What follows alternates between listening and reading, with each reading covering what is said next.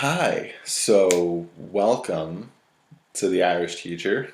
Yeah, exciting.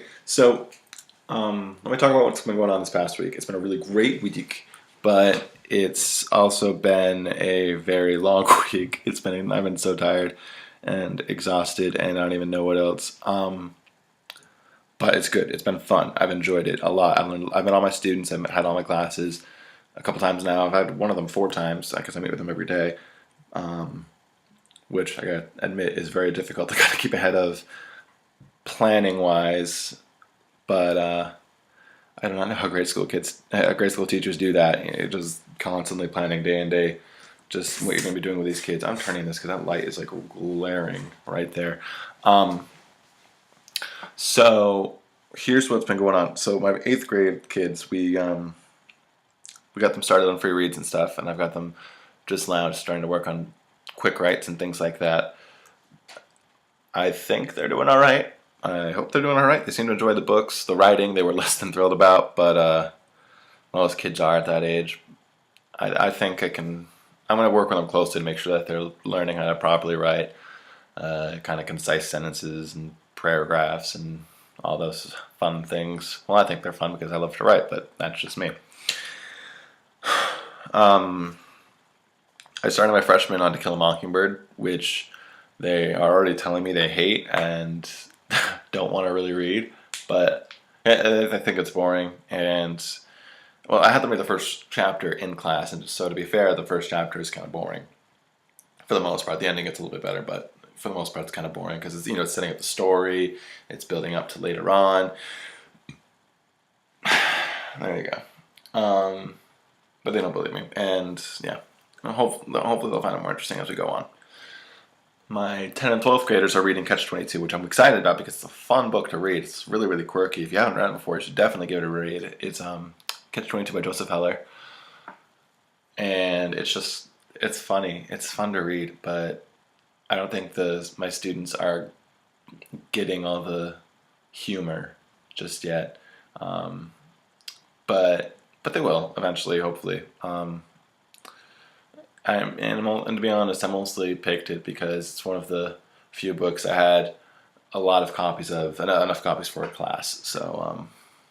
But it was also a fun book. It's there are only a few books I had enough copies of to teach, but not all of them are all that interesting, or ones that I'm really familiar with, or a couple I've never even read before or heard of before. But there you go. So I couldn't use those. But Catch 22, I read in high school. I liked it. It was fun. It was quirky. So I was like, all right, perfect. I'll use this one. Forgot how much swearing there was in it though. So like I was watching my students reading it in class, and one by one I could kind of see their eyes went like, I said what? So that was it was a funny moment for me. I don't think that they were expecting that, but whatever. We'll see how it goes. Thankfully, it's not just riddled with it. Just a little word here and there. Anyway, and so my juniors are reading The Crucible, which I know about half you were saying, ew, gross, and the other half you were kind of like, meh. I don't think I've ever met anybody who's really, really excited about The Crucible. They see it and like, oh my god, yeah, I want to read that. Never met anybody like that. But I'm kind of like doing a little bit on McCarthyism and stuff, so it seemed the best book to use. And again, one of the few books I had enough copies of that I was familiar with. So I think as a tool to help get to my bigger point, it's great. It's just they're not enjoying it just yet. When we're in class and acting out the whole play, they're having fun with it. It's great, but reading it on their own, it's a bit tedious. But whatever, we'll do what we can. And yeah, so that's my classes right there. Now, I keep saying, I gotta stop doing that. I'm an English teacher. So, I've got some bits of advice for you guys, for new teachers, current teachers who are still learning what the heck they're doing, student teachers, prospective teachers, anybody who's watching. Here's some advice for you guys. One, you have an ed tech in the room, use the crap out of them. They are fantastic. Most of my classes have an ed tech kind of in there, and I've actually got one who's in 2 of my classes, and he happens to be a huge English buff. So I just kind of if the conversation starts to get a little slow in class, I'll jump in with a point. Or if a class starts to get a little too rowdy and I'm not able to kind of sustain it and control it the way a veteran teacher would do with no problem, but me being a new guy, they're still kind of learning where my boundaries are and stuff, pushing my buttons and all that, whatever. He steps in and helps, which is great. He's used to be a teacher. I think he actually used to be their teacher at one point when they were younger. But so he's got the experience, and I think he's got the respect too. So I gotta figure out how the heck to do that. And then they're also helpful. I did a in class quick write and with my 8th grade, and they got a little rambunctious, as they are prone to do, which normally is fine with me, but I want them to focus on writing and stuff like that. So we had them just kind of sit down and stuff, and so I was going around the room making my rounds, making sure everybody was on task and stuff. And I had these 2 ed techs in the room. They kind of got up and helped me make sure everyone was focused and they were doing what they're supposed to be doing, not goofing off and stuff. So that was really, really helpful. I really liked that. So yeah, that was cool.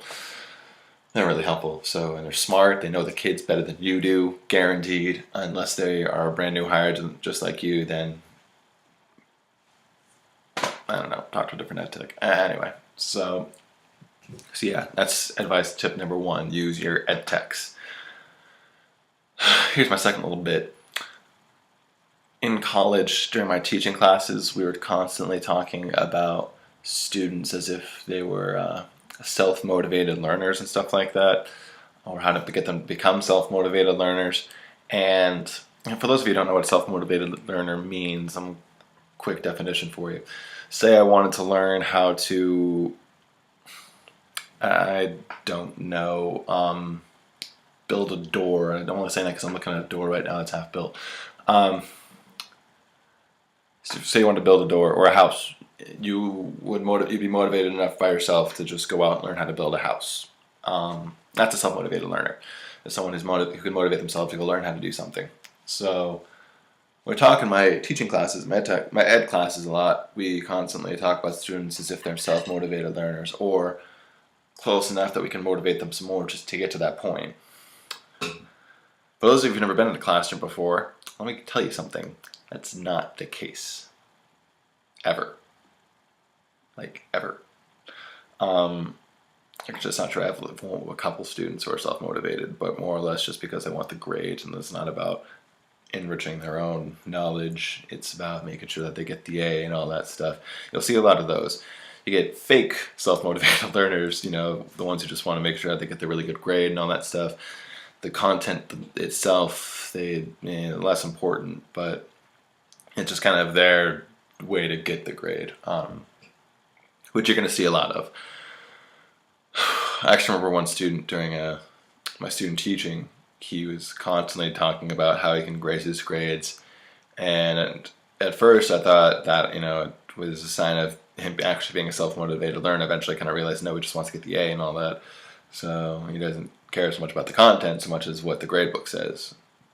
You got to learn how to make that distinguishing factor. That was weird. You have to learn how to find that distinguishing factor in students. You will find a couple. I'm not saying that there are no students out there who are not self-motivated learners. There are a couple of them. They're just much more rare than your education classes are going to admit. So that's a big hurdle that I've had to kind of jump over. So a lot of my students, they don't really care about the content. They don't really care what we do. They just want to be like, okay, what do I have to do to get the A? What is this going to be on the test? Why do we have to do this? Those are the questions I hear a lot. So except the test question, because again, beginning of the year. So keep that in mind, especially if you're dealing with an older crowd, middle school, high school. Definitely keep that in mind. At grade school, they don't really question it, as far as I know.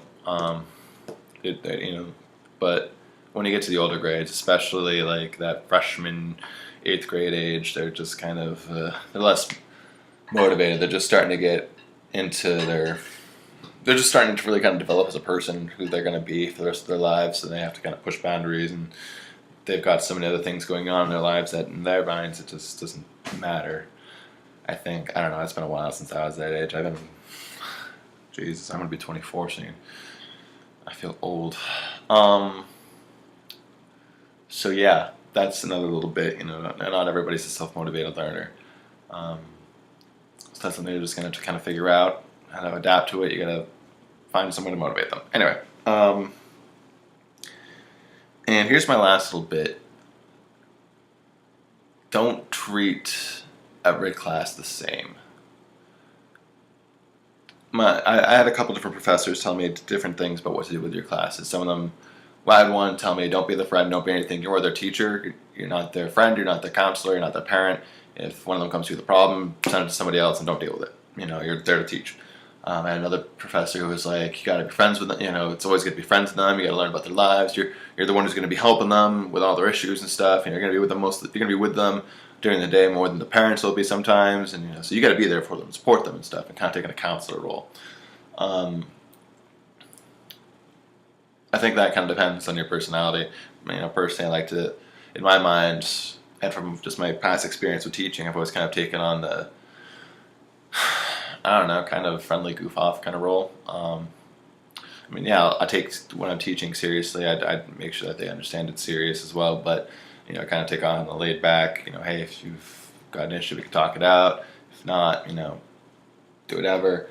I'm a pretty laid back guy for the most part, so I've never really had to crack the whip per se. I've never really had to deal with enforcement issues for the most part, especially not on a whole.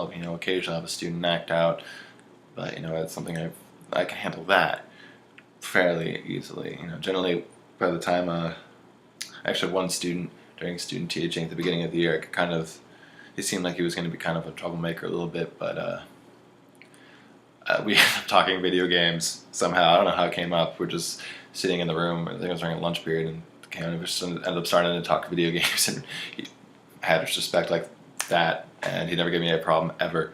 It was great. So I just wondered briefly how they were all doing.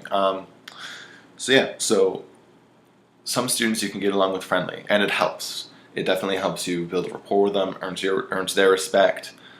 Other students, though, if you take on that role to them, you become a pushover, and they can just run roughshod over you.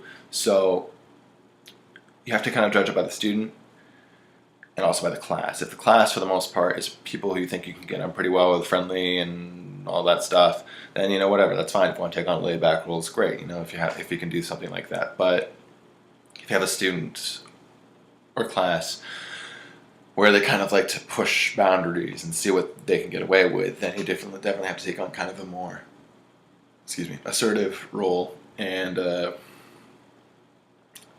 really kind of have to crack the whip. Again, hate using that line, but that's really kind of what you have to do.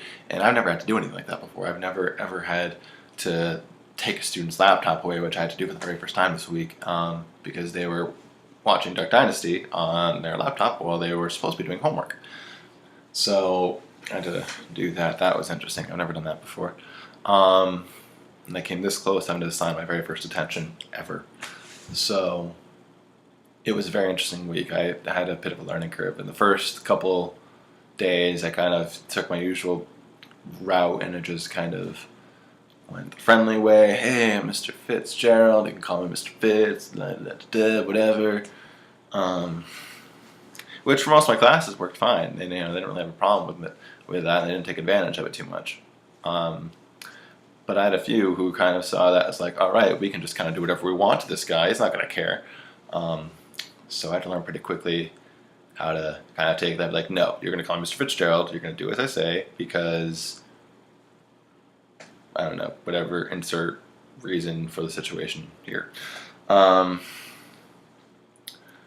So yes, that was interesting. So I'm already not. I don't like that. I don't like having to be that guy. I think it sucks.